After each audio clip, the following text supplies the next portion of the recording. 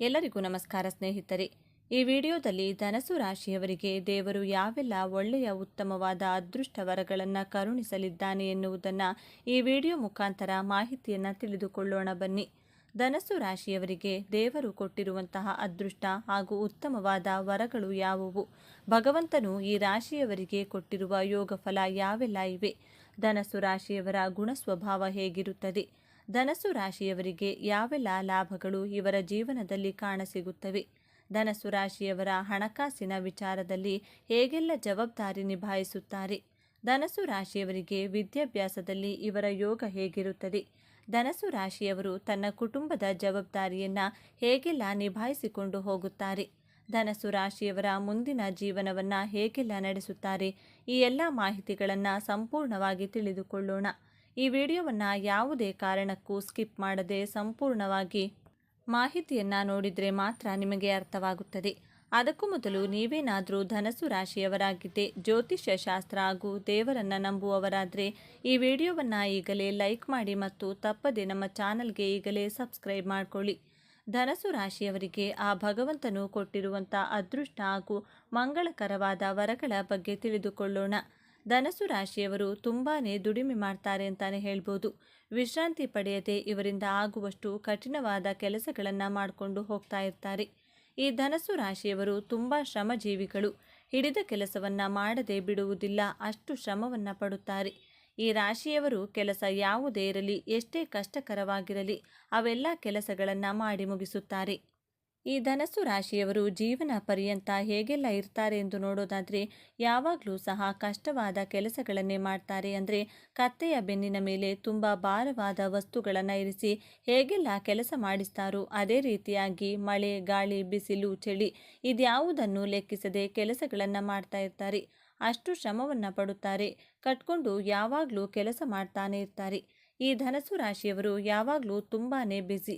ನಾವು ಯಾರಿಗಾದರೂ ಸುಮ್ಮನೆ ಮಾತಿಗೆ ಹೇಳ್ತೀವಲ್ಲ, ಏನಪ್ಪ ಫ್ರೀ ಇದೆಯಾ ಎಂದು, ಈ ಮಾತನ್ನು ಯಾರಾದರೂ ಧನಸ್ಸು ರಾಶಿಯವರಿಗೆ ಕೇಳಿದರೆ ಈ ರಾಶಿಯವರು ಹೇಳೋದೇನೆಂದರೆ ಫ್ರೀ ಇಲ್ಲ, ಬ್ಯುಸಿ ಇದ್ದೀನಿ ಎಂದು ಹೇಳ್ತಾರೆ. ಯಾವುದೇ ಸಮಯದಲ್ಲಿ ಕೇಳಿದರೂ ಸಹ ಇವರು ಬ್ಯುಸಿ ಎಂದೇ ಹೇಳ್ತಾರೆ. ಯಾವಾಗಲಾದರೂ ಕೇಳಿ ಧನಸ್ಸು ರಾಶಿಯವರನ್ನು ನಾನು ಬ್ಯುಸಿ ಇದ್ದೀನಿ ಎಂದೇ ಹೇಳುತ್ತಾರೆ. ಯಾಕಂದರೆ ಅಷ್ಟು ಕೆಲಸದ ಒತ್ತಡ ಇರುತ್ತೆ ಮತ್ತು ಅಷ್ಟೇ ಶ್ರಮವನ್ನು ಸಹ ಪಡುತ್ತಾರೆ. ಈ ಧನಸ್ಸು ರಾಶಿಯವರಿಗೆ ಸ್ವಲ್ಪ ಚುರುಕು ಸ್ವಭಾವ ಅನ್ನೋದು ಈ ರಾಶಿಯವರಿಗೆ ಜಾಸ್ತಿಯೇ ಇರುತ್ತೆ. ಚುರುಕು ಸ್ವಭಾವ ಅಂದರೆ ತುಂಬ ಬುದ್ಧಿವಂತರಾಗಿರುತ್ತಾರೆ, ಇಂಟೆಲಿಜೆಂಟ್. ಜೊತೆಗೆ ಇವರು ಎಲ್ಲದರಲ್ಲೂ ಇಂಟರ್ಫಿಯರ್ ಆಗಿರುತ್ತಾರೆ. ಈ ರಾಶಿಯವರು ಹೊಸದಾಗಿ ಏನಾದರೂ ಕೆಲಸ ಕಲಿಬೇಕು, ಕಲಿತ ಕೆಲಸವನ್ನು ಬೇರೆಯವರಿಗೂ ಸಹ ಹೇಳಿಕೊಡಬೇಕು, ಹೊಸ ಹೊಸ ವಿಚಾರಗಳನ್ನು ಪಡೆದು ಅದನ್ನು ಎಲ್ಲರಿಗೂ ತಿಳಿಸಬೇಕು ಎನ್ನುವಂಥ ಸ್ವಭಾವ ಈ ಧನಸ್ಸು ರಾಶಿಯವರಿಗಿರುತ್ತದೆ. ಆದ್ದರಿಂದ ಈ ರಾಶಿಯವರು ಚುರುಕು ಸ್ವಭಾವದವರು. ಜೊತೆಗೆ ಯಾವಾಗಲೂ ಸಹ ಆಕ್ಟಿವ್ ಆಗಿರುತ್ತಾರೆ. ಈ ಧನಸ್ಸು ರಾಶಿಯವರು ಯಾವುದೇ ಕೆಲಸದಲ್ಲಿಯೂ ಸಹ ಇವರು ಯಾವಾಗಲೂ ಆಕ್ಟಿವ್ ಆಗಿರ್ತಾರೆ. ಇನ್ನು ಧನಸ್ಸು ರಾಶಿಯವರು ಶಾರ್ಟ್ಕಟ್ ಆಗಿ ಯಾವುದೇ ಕೆಲಸವನ್ನು ಸಹ ಮಾಡುವುದಿಲ್ಲ. ತುಂಬ ಕಷ್ಟಪಟ್ಟು ಕೆಲಸ ಮಾಡ್ತಾರೆ. ಯಾವಾಗಲೂ ಸಹ ಬ್ಯುಸಿಯಾಗಿಯೇ ಇರ್ತಾರೆ. ಧನಸ್ಸು ರಾಶಿಯವರು ತುಂಬ ಯೋಚನೆ ಮಾಡಿ ಇದೇ ನಮಗೆ ಪ್ಲಸ್ ಪಾಯಿಂಟ್ ಎಂದು ತಿಳಿದು ಯಾವಾಗಲೂ ಸಹ ತುಂಬ ಕಷ್ಟಪಡೋಕೆ ಹೋಗ್ತಾ ಇರ್ತಾರೆ. ಶಾರ್ಟ್ಕಟ್ ಈಸಿಯಾಗಿ ಜಾಸ್ತಿ ಹಣ ಸಂಪಾದನೆ ಮಾಡಬೇಕು, ಆ ರೀತಿಯಾಗಿ ಕೆಲಸ ಮಾಡಬೇಕು ಎನ್ನುವುದು ಇವರಿಗೆ ಇಲ್ಲವೇ ಇಲ್ಲ.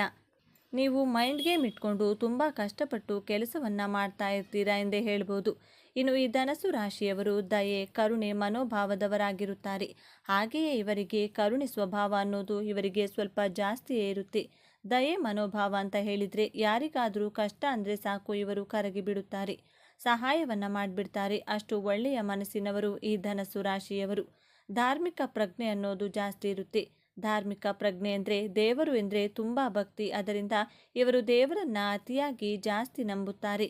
ಬೇರೆಯವರಿಗೆ ಯಾವುದೇ ಕಾರಣಕ್ಕೂ ಸಹ ಕೆಟ್ಟದ್ದನ್ನು ಬಯಸಲ್ಲ. ಈ ರಾಶಿಯವರು ಸಮಯ ಸಿಕ್ಕಿದಾಗಲೆಲ್ಲ ದೇವರ ಪೂಜೆ ಪುನಸ್ಕಾರ ಅಂತಾನೆ ಯೋಚನೆ ಮಾಡುತ್ತಿರುತ್ತಾರೆ. ದೇವರ ವಿಚಾರದಲ್ಲಿ ಅಷ್ಟು ನಂಬಿಕೆಯನ್ನು ಈ ಧನಸ್ಸು ರಾಶಿಯವರು ಇಟ್ಟುಕೊಂಡಿರುತ್ತಾರೆ. ಈ ಧನಸ್ಸು ರಾಶಿಯವರು ಬೇರೆಯವರಿಗೆ ಯಾವುದೇ ಕಾರಣಕ್ಕೂ ಸಹ ಮೋಸ ಅನ್ನೋದನ್ನು ಮಾಡುವುದೇ ಇಲ್ಲ. ಇವರು ಹೇಗಂದರೆ ತುಂಬ ಕರುಣೆ ಮನೋಭಾವ ಇರೋದ್ರಿಂದ ಯಾರೊಬ್ಬರಿಗೂ ಸಹ ತೊಂದರೆ ಕೊಡುವುದಿಲ್ಲ. ಯಾರಿಗೂ ಸಹ ಕೇಡನ್ನು ಬಯಸಿಲ್ಲ, ಅಂದರೆ ಯಾರಿಗೂ ಸಹ ಕೆಟ್ಟದ್ದನ್ನು ಬಯಸುವುದಿಲ್ಲ. ಈ ಧನಸ್ಸು ರಾಶಿಯವರು ಹಾಗೆಯೇ ಧರ್ಮ ಮತ್ತು ಕರ್ಮದ ಪ್ರಜ್ಞೆ ಎನ್ನುವುದನ್ನು ಈ ರಾಶಿಯವರಿಗೆ ತುಂಬ ನಂಬುತ್ತಾರೆ. ಈ ರಾಶಿಯವರು ಯಾವಾಗಲೂ ಸಹ ನಾವು ಧರ್ಮದ ಪರವಾಗಿಯೇ ಇರಬೇಕು, ಕರ್ಮದ ವಿರುದ್ಧವಾಗಿಯೇ ಇರಬೇಕು ಅನ್ನೋ ಪ್ರಜ್ಞೆ ಧನಸ್ಸು ರಾಶಿಯವರಿಗೆ ಜಾಸ್ತಿ ಇರುತ್ತೆ. ಜೊತೆಗೆ ಒಳ್ಳೆಯ ಮಾತುಗಾರಿಕೆ ಅನ್ನೋದು ಧನಸ್ಸು ರಾಶಿಯವರಿಗಿರುತ್ತೆ. ಯಾವಾಗಲೂ ಸಹ ಒಳ್ಳೆಯದನ್ನೇ ಮಾಡ್ತಾರೆ ಮತ್ತು ಈ ರಾಶಿಯವರು ಬೇರೆಯವರ ವಿಷಯವನ್ನು ಯಾರಿಗಾದರೂ ಹೇಳಬೇಕಂದ್ರೆ ಬೇರೆಯವರ ವಿಚಾರವಾಗಿ ನೆಗೆಟಿವ್ ಆಗಿ ಏನನ್ನೂ ಸಹ ಹೇಳುವುದಿಲ್ಲ. ಇವರು ಯಾವಾಗಲೂ ಸಹ ಬೇರೆಯವರ ಪರವಾಗಿ ಪಾಸಿಟಿವ್ ಆಗಿ ಹೇಳಿಕೊಂಡು ಹೋಗ್ತಿರ್ತಾರೆ. ಇನ್ನು ಈ ಧನಸ್ಸು ರಾಶಿಯವರು ಇವರ ಮಾತಿಗೆ ಯಾರೂ ಸಹ ಎದುರು ಮಾತನಾಡಬಾರ್ದು, ಆ ಥರ ಸ್ವಭಾವ ಸಹ ಇವರಿಗಿರುತ್ತದೆ. ಈ ಧನಸ್ಸು ರಾಶಿಯವರು ಹೇಗಂದರೆ ಯಾವುದಾದರೂ ವಿಷಯವನ್ನು ತೆಗೆದುಕೊಂಡು ಇವರು ಒಳ್ಳೆಯ ಮಾತುಗಾರಿಕೆಯಲ್ಲಿ ಬೇರೆಯವರಿಗೆ ಅರ್ಥವಾಗುವ ರೀತಿಯಲ್ಲಿ ಹೇಳುತ್ತಾರೆ. ಒಂದು ವೇಳೆ ಅವರು ಏನಾದರೂ ಇವರಿಗೆ ಎದುರುತ್ತರ ಕೊಟ್ಟರೆ ಅದನ್ನು ನೀವು ಒಪ್ಪಿಕೊಳ್ಳುವುದೇ ಇಲ್ಲ, ಜೊತೆಗೆ ಅಕ್ಸೆಪ್ಟ್ ಮಾಡಿಕೊಳ್ಳುವುದೇ ಇಲ್ಲ. ಇಂತಹ ಸ್ವಭಾವ ಅನ್ನೋದು ಈ ರಾಶಿಯವರಿಗೆ ಇದ್ದೇ ಇರುತ್ತೆ. ಇನ್ನು ಈ ಧನಸ್ಸು ರಾಶಿಯವರು ಸ್ಟ್ರೈಟ್ ಫಾರ್ವರ್ಡ್ ಆಗಿರುತ್ತಾರೆ ಮತ್ತು ಯಾವ್ಯಾವುದೋ ವಿಷಯವನ್ನು ಸಹ ಮನಸ್ಸಿನಲ್ಲಿಟ್ಟುಕೊಳ್ಳುವುದಿಲ್ಲ. ಇವರು ಯಾವಾಗಲೂ ಸಹ ಇರೋದು ಇದ್ದ ಹಾಗೇನೆ ನೇರವಾಗಿ ಮಾತನಾಡ್ತಾರೆ. ಹಿಂದೆ ಒಂದು ಮಾತನಾಡೋದು, ಮುಂದೆ ಒಂದು ಮಾತಾಡೋದು, ಈ ರೀತಿಯಾಗಿ ಈ ರಾಶಿಯವರು ಏನನ್ನೂ ಸಹ ವ್ಯಕ್ತಿಯ ಹಿಂದೆ ಮಾತನಾಡೋದಿಲ್ಲ. ಏನೇ ಇದ್ರೂ ಸಹ ಸ್ಟ್ರೈಟ್ ಫಾರ್ವರ್ಡ್ ಆಗಿ ಇರ್ತಾರೆ ಎಂದೇ ಹೇಳ್ಬೋದು. ವಿನಯ ಕರುಣೆ ಅನ್ನೋದು ಈ ರಾಶಿಯವರಿಗೆ ಜಾಸ್ತಿ ಇರುತ್ತೆ. ಈ ರಾಶಿಯವರು ಸಾಹಸಿಗಳು ಅಂತಾನೆ ಹೇಳ್ಬೋದು. ವಿನಯ ಕರುಣೆ ಪ್ರೀತಿ ವಿಶ್ವಾಸ ಅನ್ನೋದು ಜಾಸ್ತಿ ಅಂದರೆ ಜಾಸ್ತಿ ಇರುತ್ತದೆ. ಧನಸ್ಸು ರಾಶಿಯವರು ಡಿಸಿಪ್ಲಿನ್ ಆಗಿರ್ತಾರೆ, ಜೊತೆಗೆ ಡೀಸೆಂಟ್ ಆಗಿಯೂ ಸಹ ಇರ್ತಾರೆ. ಯಾರ ಮುಂದೆಯೂ ಸಹ ಬೇಕಾಬಿಟ್ಟಿ ಇರುವುದಿಲ್ಲ. ನಮ್ಮ ಆಡು ಭಾಷೆಯಲ್ಲಿ ಹೇಳೋದಾದರೆ ಈ ರೀತಿ ಇರಲ್ಲ. ಯಾವುದೇ ವಿಷಯವನ್ನೇ ಆಗಲಿ ಮನಸ್ಸಲ್ಲೂ ಸಹ ಇಟ್ಕೊಳ್ಳೋದಿಲ್ಲ, ಹೊರಗೊಂದು ಒಳಗೊಂದು ಇಟ್ಕೊಂಡು ಮಾತನಾಡಲ್ಲ. ಈ ರೀತಿಯಾಗಿ ಈ ಧನಸ್ಸು ರಾಶಿಯವರು ನೇರ ನುಡಿ ನೇರ ನಡೆ ಎನ್ನುವ ಮಾರ್ಗದಲ್ಲಿ ಬೇರೆಯವರಿಗೆ ಅರ್ಥ ಮಾಡಿಸಿ ಬಿಡುತ್ತಾರೆ. ಹಾಗೆಯೇ ಈ ರಾಶಿಯವರು ಸಾಹಸಿಗಳು ಮತ್ತು ಧೈರ್ಯಶಾಲಿಗಳಾಗಿರುತ್ತಾರೆ. ಧೈರ್ಯಶಾಲಿಗಳಂದರೆ ಯಾವುದಾದರೂ ರಿಸ್ಕನ್ನು ತಗೋಬೇಕು ಅಂದರೆ ತಗೊಂಡೇ ಬಿಡುತ್ತಾರೆ. ಇವರು ಇಂತಹ ವಿಚಾರಗಳಲ್ಲಿ ಯಾರಿಗೂ ಸಹ ತಲೆಕೆಡಿಸಿಕೊಳ್ಳುವುದಿಲ್ಲ. ಧನಸ್ಸು ರಾಶಿಯವರು ಬೇರೆಯವರನ್ನ ಸುಲಭವಾಗಿ ಬೇಗನೆ ನಂಬಿಬಿಡ್ತಾರೆ. ಇದೊಂದು ಇವರಿಗೆ ಮೈನಸ್ ಪಾಯಿಂಟ್. ಅಂದರೆ ಯಾರಾದರೂ ಈ ಕೆಲಸವನ್ನು ಮಾಡಿಕೊಡಿ ಎಂದು ಕೇಳಿದರೆ ಹಿಂದೆ ಮುಂದೆ ನೋಡದೆ ಕೆಲಸವನ್ನು ಮಾಡಿಕೊಡುತ್ತಾರೆ. ಇದರಿಂದ ಲಾಭ ಇದೆಯಾ ಇಲ್ವಾ ಎನ್ನುವುದನ್ನು ಸಹ ನೋಡುವುದಿಲ್ಲ, ಅಷ್ಟು ಬೇಗ ನಂಬಿಬಿಡುತ್ತಾರೆ. ಹಣದ ವಿಚಾರದಲ್ಲಿಯೂ ಸಹ ಯಾರಾದರೂ ಹಣದ ಸಹಾಯ ಕೇಳಿದರೆ ಹಿಂದೆ ಮುಂದೆ ನೋಡದೆ ಸಹಾಯವನ್ನು ಮಾಡಿಬಿಡ್ತಾರೆ. ಈ ಧನಸ್ಸು ರಾಶಿಯವರು ಈ ರೀತಿಯಾಗಿ ಎಲ್ಲರನ್ನೂ ಸಹ ಅಷ್ಟು ಬೇಗ ನಂಬಿಬಿಡುತ್ತಾರೆ. ಹಾಗೇನೆ ಈ ರಾಶಿಯವರನ್ನು ಅರ್ಥ ಮಾಡಿಕೊಳ್ಳುವುದು ತುಂಬ ಕಷ್ಟವಾಗುತ್ತೆ. ಈ ರಾಶಿಯವರು ಹೇಗಿರ್ತಾರೆ ಅಂದರೆ ಇವರನ್ನು ಅರ್ಥ ಮಾಡ್ಕೊಳ್ಳೋಕೆ ಆಗಲ್ಲ. ಬೇರೆ ಯಾರಾದರೂ ಇವರನ್ನು ತುಂಬ ಪ್ರೀತಿಯಾಗಿ ಇವರ ಹತ್ತಿರ ಇದ್ದರೆ ಮಾತ್ರ ಇವರನ್ನು ಅರ್ಥ ಮಾಡಿಕೊಳ್ಬೋದು. ಇನ್ನು ಧನಸ್ಸು ರಾಶಿಯವರು ನಿಮ್ಮ ಮನಸ್ಸನ್ನು ಯಾರೂ ಸಹ ಭೇದಿಸೋಕೆ ಆಗಲ್ಲ. ನಿಮ್ಮ ಮನಸ್ಸಲ್ಲಿ ಏನಿದೆ ಎಂದು ತಿಳಿಯಲು ಯಾರಿಂದಲೂ ಸಹ ಸಾಧ್ಯವಿಲ್ಲ. ನಿಮಗೆ ಕಷ್ಟವೇ ಇರಲಿ ಸುಖವೇ ಇರಲಿ ಅಥವಾ ನಿಮಗೆ ಖುಷಿಯೇ ಇರಲಿ ದುಃಖವೇ ಇರಲಿ, ನಿಮ್ಮನ್ನು ಯಾರಿಗೂ ಸಹ ಅರ್ಥನೇ ಮಾಡಿಕೊಳ್ಳೋಕ್ಕಾಗಲ್ಲ. ನಿಮ್ಮ ಮನಸ್ಸಲ್ಲಿ ಇರೋದನ್ನು ನೀವು ಅಷ್ಟು ಬೇಗ ಯಾರೊಂದಿಗೂ ಸಹ ಶೇರ್ ಮಾಡಿಕೊಳ್ಳಲ್ಲ. ಇಂತಹ ಸ್ವಭಾವದವರು ನೀವು. ಈ ಧನಸ್ಸು ರಾಶಿಯವರು ಸ್ವಲ್ಪ ಸಮಯದಲ್ಲಿ ಇವರೇ ಆತುರವಾಗಿ ನಿರ್ಧಾರವನ್ನು ತೆಗೆದುಕೊಳ್ಳುವ ಸ್ವಭಾವವನ್ನು ಇಟ್ಟುಕೊಂಡಿರುತ್ತಾರೆ. ಧನಸ್ಸು ರಾಶಿಯವರು ಏನು ಅಂದರೆ ಕೆಲವು ಸಮಯದಲ್ಲಿ ಇವರು ನಿಧಾನವಾಗಿ ಯೋಚನೆ ಮಾಡಿ ಯಾವುದೇ ನಿರ್ಧಾರವನ್ನು ತೆಗೆದುಕೊಳ್ಳುವುದಿಲ್ಲ. ಆತುರವಾಗಿ ತರಾತುರಿಯಲ್ಲಿ ಇವರು ನಿರ್ಧಾರವನ್ನು ತೆಗೆದು ಬಿಡುತ್ತಾರೆ. ಹಾಗಾಗಿ ಇದು ಇವರಿಗೆ ಸ್ವಲ್ಪ ಮೈನಸ್ ಪಾಯಿಂಟ್ ಅಂತಾನೆ ಹೇಳ್ಬೋದು. ಕೆಲವೊಮ್ಮೆ ಈ ರಾಶಿಯವರು ಆತುರ ಸ್ವಭಾವದವರೆಂದೇ ಹೇಳ್ಬೋದು. ಆತುರದ ನಿರ್ಧಾರದಿಂದಾಗಿ ಇವರಿಗೆ ನಷ್ಟ ಅನ್ನೋದು ಜಾಸ್ತಿಯಾಗುತ್ತೆ. ನೀವು ಸ್ವಲ್ಪ ತಾಳ್ಮೆಯಿಂದ ಇದ್ದರೆ ಒಳ್ಳೆಯದು. ಇಲ್ಲಿ ತಾಳ್ಮೆ ಅನ್ನುವುದು ಮುಖ್ಯವಾಗಿರುತ್ತದೆ. ಈ ಧನಸ್ಸು ರಾಶಿಯವರು ಎಲ್ಲರಂತೆ ಇರುವುದಿಲ್ಲ. ಇವರು ಸ್ವಲ್ಪ ಡಿಫ್ರೆಂಟ್ ಆಗಿರಬೇಕು ಅನ್ನುವ ರೀತಿಯಲ್ಲಿ ಬದುಕುವವರು. ಹೈಫೈ ಜೀವನ ಮಾಡಬೇಕು ಎಂದು ಯೋಚನೆ ಮಾಡ್ತಾ ಇರ್ತಾರೆ. ಎಲ್ಲರಂತೆ ನಾನು ಯಾಕೆ ಇರಬೇಕು, ನನ್ನ ಜೀವನದಲ್ಲಿ ನಾನು ಸ್ವಲ್ಪ ಡಿಫ್ರೆಂಟ್ ಆಗಿ ಇರ್ಬೋದಲ್ವಾ ಎಂದು ಯೋಚನೆ ಮಾಡುವವರು ಈ ಧನಸ್ಸು ರಾಶಿಯವರು. ಈ ಧನಸ್ಸು ರಾಶಿಯವರಿಗೆ ಕೋಪ ಅನ್ನೋದು ಜಾಸ್ತಿ ಇರುತ್ತೆ. ಅಷ್ಟು ಬೇಗ ಕೋಪ ಎನ್ನುವುದು ಇವರಿಗೆ ಬರುತ್ತೆ. ಈ ರಾಶಿಯವರಿಗೆ ಕೋಪ ಹೇಗಿರುತ್ತೆ ಅಂದರೆ ಇದ್ದಕ್ಕಿದ್ದ ಹಾಗೆ ಇವರು ದಿಢೀರಂತ ಕೋಪ ಮಾಡಿಕೊಂಡು ಬಿಡೋದು, ಇಲ್ಲವೇ ದಿಢೀರಂತ ಆತುರವಾಗಿ ನಿರ್ಧಾರ ತೆಗೆದು ಬಿಡೋದು. ಕೋಪ ಬಂದಾಗ ಯಾರ ಮಾತಿಗೂ ಸಹ ಬೆಲೆ ಕೊಡದೇ ಇರುವುದು, ಆತುರವಾಗಿ ಎಲ್ಲಿಗಾದರೂ ಹೋಗ್ಬಿಡೋದು. ಈ ರೀತಿಯಾದ ಕೋಪ ಅನ್ನೋದು ಇವರಿಗೆ ಸಡನ್ ಆಗಿ ಬಂದು ಬಿಡುತ್ತೆ ಎಂದೇ ಹೇಳ್ಬೋದು. ಧನಸ್ಸು ರಾಶಿಯವರಿಗೆ ಶತ್ರುಗಳು ಜಾಸ್ತಿ ಇರ್ತಾರೆ, ಸಮಸ್ಯೆಗಳನ್ನು ಮಾಡ್ತಾ ಇರ್ತಾರೆ. ನೀವು ಉದ್ಧಾರ ಆಗ್ತಿದ್ದೀರಾ ಅಂದರೆ ನಿಮ್ಮನ್ನು ಹಾಳು ಮಾಡೋಕ್ಕೆ ಕಾಯುತ್ತಿರುತ್ತಾರೆ. ಆದರೆ ಶತ್ರುಗಳ ವಿರುದ್ಧವಾಗಿ ನಿಮಗೆ ಜಯ ಸಿಕ್ಕೇ ಸಿಗುತ್ತೆ ಎಂದು ಹೇಳ್ಬೋದು. ಶತ್ರುಗಳನ್ನು ಯಾವ ರೀತಿಯಾಗಿ ಪಳಗಿಸಬೇಕು ಎನ್ನುವುದರಲ್ಲಿ ನೀವು ಬಹಳ ನಿಪುಣರೆಂದೇ ಹೇಳ್ಬೋದು. ಇದು ಕೂಡ ನಿಮಗೆ ಪ್ಲಸ್ ಪಾಯಿಂಟ್. ಧನಸ್ಸು ರಾಶಿಯವರಿಗೆ ಸರಳ ಜೀವನ ನಡೆಸೋದು ನಿಮಗೆ ತುಂಬ ಇಷ್ಟ. ನಿಮ್ಮ ಬಳಿ ಎಷ್ಟೇ ದುಡ್ಡಿದ್ರೂ ಸಹ ನೀವು ಸಿಂಪಲ್ ಲೈಫ್ನ ಲೀಡ್ ಮಾಡ್ತಿರ್ತೀರಾ. ಈ ರಾಶಿಯವರು ಆರಾಮವಾಗಿರಬೇಕೆಂದು ಯೋಚನೆ ಮಾಡ್ತೀರಾ. ಬೇರೆಯವರ ಬಗ್ಗೆ ಜಾಸ್ತಿ ತಲೆಕೆಡಿಸಿಕೊಳ್ಳಬಾರದೆಂದು ತಿಳಿದುಕೊಂಡಿರ್ತೀರಾ. ಈ ರೀತಿಯ ಜೀವನವನ್ನು ಈ ಧನಸ್ಸು ರಾಶಿಯವರು ಮಾಡ್ತಿರ್ತಾರೆ. ಇನ್ನು ಧನಸ್ಸು ರಾಶಿಯವರಿಗೆ ಜ್ಞಾಪಕ ಶಕ್ತಿ ಅನ್ನೋದು ತುಂಬ ಚೆನ್ನಾಗಿರುತ್ತೆ. ಇವರು ತುಂಬ ಚೆನ್ನಾಗಿ ಮೈಂಡಲ್ಲಿ ಏನೇ ವಿಷಯ ಇದ್ದರೂ ಸಹ ಪಾಸಿಟಿವ್ ಆಗಿರುತ್ತಾರೆ. ಯಾವುದೇ ಘಟನೆಗಳನ್ನು ಸಹ ಅಷ್ಟು ಬೇಗ ಮರೆಯುವುದಿಲ್ಲ. ಇಂತಹ ಸ್ವಭಾವದವರು ಈ ಧನಸ್ಸು ರಾಶಿಯವರು. ಇವೆಲ್ಲವೂ ಸಹ ದೇವರು ಕೊಟ್ಟಂತಹ ವರಗಳ ಬಗ್ಗೆ ಮಾತನಾಡೋದಾದರೆ ಇವರಿಗೆ ಧಾರ್ಮಿಕ ಪ್ರಜ್ಞೆ ಜಾಸ್ತಿ ಇರುತ್ತದೆ. ಹಾಗೆಯೇ ತುಂಬ ಕಷ್ಟಪಡುತ್ತಾರೆ. ಶಾರ್ಟ್ಕಟ್ಟಲ್ಲಿ ಕೆಲಸ ಮಾಡಿಕೊಂಡು ಹಣ ಸಂಪಾದನೆ ಎಂದಿಗೂ ಮಾಡುವುದಿಲ್ಲ. ಜೊತೆಗೆ ಇವರು ಸಾಹಸಿಗಳು ಮತ್ತು ಧೈರ್ಯಶಾಲಿಗಳಾಗಿರುತ್ತಾರೆ. ವಿನಯ ಎನ್ನುವುದು ಜಾಸ್ತಿ ಇರುತ್ತೆ. ಹಾಗೆಯೇ ಬೇರೆಯವರನ್ನು ಬೇಗ ನಂಬಿಬಿಡುತ್ತಾರೆ. ಇವರು ಬುದ್ಧಿಯಲ್ಲಿ ಚುರುಕು ಸ್ವಭಾವ ಅನ್ನೋದು ಈ ರಾಶಿಯವರಿಗೆ ಜಾಸ್ತಿ ಇರುತ್ತೆ. ಹಾಗಾಗಿ ಇವರು ಇವರ ಜೀವನದಲ್ಲಿ ಬೇಗ ಸಕ್ಸಸ್ ಅನ್ನೋದನ್ನು ಕಾಣ್ತಾರೆ. ನೋಡಿದ್ರಲ್ಲ ಸ್ನೇಹಿತರೆ, ನೀವು ಸಹ ಧನಸ್ಸು ರಾಶಿಯವರಾಗಿದ್ದರೆ ನಿಮಗೂ ಕೂಡ ಇದೆಲ್ಲ ನಿಜ ಅನಿಸಿದರೆ ಹಾಗೂ ನಿಮ್ಮ ಜೀವನದಲ್ಲೂ ಸಹ ಇದೇ ರೀತಿಯಾಗಿ ನಡೀತಿದೆ ಅಂತ ನಿಮಗೇನಾದರೂ ಅನಿಸಿದರೆ ದಯವಿಟ್ಟು ತಪ್ಪದೆ ನಿಮ್ಮ ಅನಿಸಿಕೆಯ ಅಭಿಪ್ರಾಯಗಳನ್ನು ಕಮೆಂಟ್ ಬಾಕ್ಸಲ್ಲಿ ತಿಳಿಸಿ. ಈ ವಿಡಿಯೋ ಈ ಮಾಹಿತಿಯನ್ನು ಲೈಕ್ ಮಾಡಿ, ಶೇರ್ ಮಾಡಿ, ನಮ್ಮ ಚಾನಲ್ಗೆ ಸಬ್ಸ್ಕ್ರೈಬ್ ಆಗಲು ಮರಿಬೇಡಿ. ಎಲ್ಲರೂ ಭಕ್ತಿಯಿಂದ ಓಂ ನಮಃ ಶಿವಾಯ ಅಂತ ಕಮೆಂಟ್ ಮಾಡಿ. ಹಾಗೆ ಮುಂದಿನ ವಿಡಿಯೋದಲ್ಲಿ ಒಂದೊಳ್ಳೆ ಮಾಹಿತಿಯೊಂದಿಗೆ ಪುನಃ ಭೇಟಿಯಾಗೋಣ. ಅಲ್ಲಿಯವರೆಗೂ ನೋಡ್ತಾ ಇರಿ ನಮ್ಮ ಚಾನಲ್. ಸದಾ ಸ್ವಾತಂತ್ರ್ಯವನ್ನು ಪ್ರೀತಿಸುವ, ಜ್ಞಾನದ ದಾಹವನ್ನು ಹೊಂದಿರುವ, ಸತ್ಯದ ಹಾದಿಯಲ್ಲಿ ಸಾಗಲು ಯಾವುದಕ್ಕೂ ಅಂಜದ, ಮುಖದ ಮೇಲೆ ಸದಾ ನಗುವನ್ನು ಹೊತ್ಕೊಂಡು ಎಲ್ಲರನ್ನ ನಗಿಸುವ, ಆದರೆ ಆ ನಗುವಿನ ಹಿಂದೆ ಜಗತ್ತಿನ ಜ್ಞಾನವನ್ನೇ ಅಡಗಿಸಿಟ್ಟುಕೊಂಡಿರುವ ವ್ಯಕ್ತಿಗಳೇ ಧನುರಾಶಿಯವರು. ಧನುರಾಶಿಯ ಬಂಧುಗಳೇ, ನೀವು ಈಗ ನೋಡ್ತಿರುವ ಈ ವಿಡಿಯೋ ಆಕಸ್ಮಿಕವಾಗಿ ನಿಮ್ಮ ಮುಂದೆ ಬಂದಿಲ್ಲ. ನಿಮ್ಮ ಜೀವನದ ಅತ್ಯಂತ ನಿರ್ಣಾಯಕ ಘಟ್ಟದಲ್ಲಿ ನಿಂತಿರುವ ನಿಮಗೆ ನಿಮ್ಮ ಇಷ್ಟ ದೇವರು ಅಥವಾ ನಿಮ್ಮ ಗುರುದೇವರು ಒಂದು ಪ್ರಮುಖ ಸಂದೇಶವನ್ನು ನೀಡಲು ಬಯಸಿದ್ದಾರೆ. ನೀತಿ ನಿಯಮಗಳಿಗಿಂತ ತನ್ನ ಮನಸಾಕ್ಷಿಯನ್ನ ನಂಬುವಂತ ಧನಸ್ಸು ರಾಶಿಯವರೇ, ನಿಮ್ಮ ಜೀವನದ ಯಶಸ್ಸಿನ ಗುಟ್ಟುಗಳು ಈ 5 ಪ್ರತಿಜ್ಞೆಯಲ್ಲಿ ಅಡಗಿದೆ. ನೀವು ನಿಮ್ಮ ಜೀವನದಲ್ಲಿ ಅಭಿವೃದ್ಧಿಯಾಗಲು, ಸುಖ, ಶಾಂತಿ, ನೆಮ್ಮದಿಯಾಗಿರಲು ಯಾವ 5 ಪ್ರತಿಜ್ಞೆಗಳನ್ನು ಕೈಗೊಳ್ಳಬೇಕು ಎಂಬಂಥ ಇಂಟ್ರೆಸ್ಟಿಂಗ್ ವಿಚಾರಗಳನ್ನು ಈ ವಿಡಿಯೋದಲ್ಲಿ ತಿಳಿಸಿಕೊಡಲಿದ್ದೇನೆ. ಇದು ನಿಮಗಾಗಿ ಬಂದಿರುವ ದೈವಿಕ ಸಂದೇಶ. ಹಾಗೆ ಜೈ ಗುರು ರಾಘವೇಂದ್ರ ಎಂದು ಕಮೆಂಟ್ ಮಾಡಿ. ಹಾಗೆ ವಿಡಿಯೋಗೆ ಲೈಕ್ ಮಾಡಿ. ಹೌದು, ಧನುರಾಶಿಯವರು ನಿಮಗೆ ನೀವೇ ರಾಜರು, ನಿಮಗೆ ನೀವೇ ಮಂತ್ರಿಗಳು ಅಂದುಕೊಳ್ಳುತ್ತೀರಾ?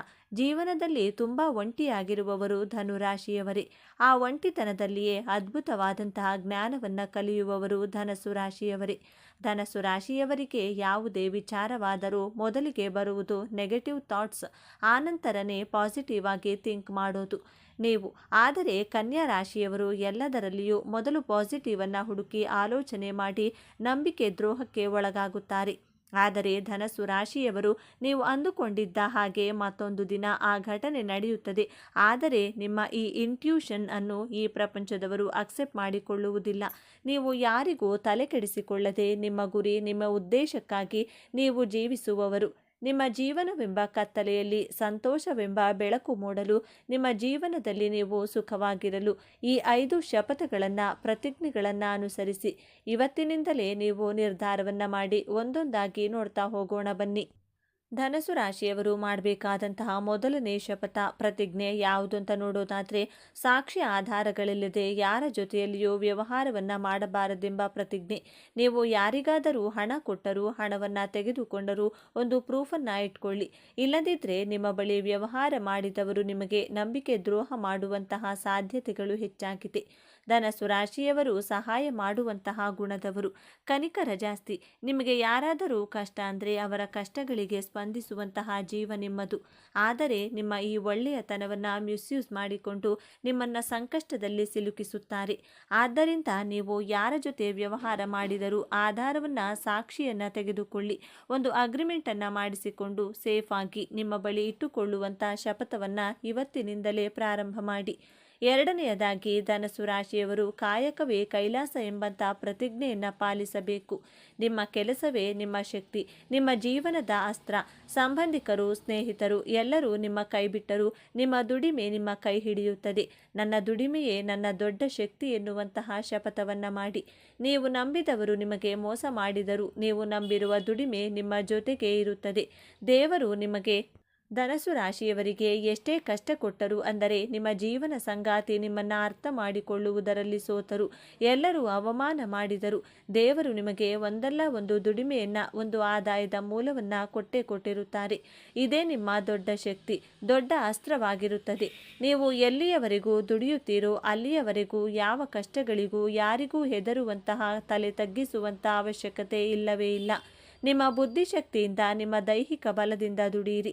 ಮೂರನೆಯದಾಗಿ, ಪಾಪಕೃತ್ಯದಿಂದ ಬರುವಂಥ, ಅಧರ್ಮದಿಂದ ಬರುವಂಥ ಹಣವನ್ನು ತೆಗೆದುಕೊಳ್ಳಬಾರದು. ಕಾಲಪುರುಷನ ಕುಂಡಲಿಯಲ್ಲಿ ಧನಸ್ಸು ರಾಶಿ ಧರ್ಮದ ಭಾವದಲ್ಲಿ ಬರುತ್ತದೆ. 9ನೇ ಭಾವದ ಅಧಿಪತಿ ಗುರುಗ್ರಹ. ಗುರುವಿನ ಸ್ವಂತ ಮನೆಯಾದಂತಹ ಧನಸ್ಸು ರಾಶಿಯಲ್ಲಿ ಹುಟ್ಟಿರುವ ನೀವು ಅಧರ್ಮದ ಹಣವನ್ನು ನಿಮ್ಮ ಕೈಯಲ್ಲೂ ಸಹ ಮುಟ್ಟು ಹಾಕಿಲ್ಲ. ಧರ್ಮ ಮಾರ್ಗದಿಂದ ದುಡಿದು ಜೀವನ ಮಾಡಿದರೆ ಗುರುಗ್ರಹ ನಿಮ್ಮ ಬೆನ್ನ ಹಿಂದೆ ಕಾಯುತ್ತಾರೆ. ಸಾಕ್ಷಾತ್ ಶ್ರೀ ಗುರು ರಾಘವೇಂದ್ರರ ಆಶೀರ್ವಾದ ನಿಮ್ಮ ಮೇಲೆ ಸದಾ ಇದ್ದೇ ಇರುತ್ತದೆ. ನೀವು ಧರ್ಮದ ಹಾದಿಯಲ್ಲಿ ಇದ್ದರೆ ನಿಮ್ಮ ಜೀವನದಲ್ಲಿ ಅದೆಂತಹ ಸಂಕಷ್ಟ ಬಂದರೂ ಸಾಕ್ಷಾತ್ ಗುರುಗಳ ಅನುಗ್ರಹದಿಂದ ನಿಮ್ಮನ್ನು ಸಂಕಷ್ಟಗಳಿಂದ ಪಾರು ಮಾಡುತ್ತಾರೆ. ಧರ್ಮದ ಹಾದಿಯಲ್ಲಿ ದುಡಿದಿದ್ದೇ ಆದರೆ ನೀವು ಹಾಸ್ಪಿಟಲ್ಗೆ ಬಿಲ್ ಕಟ್ಟುವಂತಹ ಅವಶ್ಯಕತೆ ಇರುವುದಿಲ್ಲ.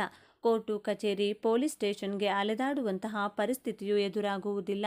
ಅನವಶ್ಯಕ ಖರ್ಚುಗಳು ಮಾಡುವಂತಹ ಅವಶ್ಯಕತೆ ಇರುವುದಿಲ್ಲ.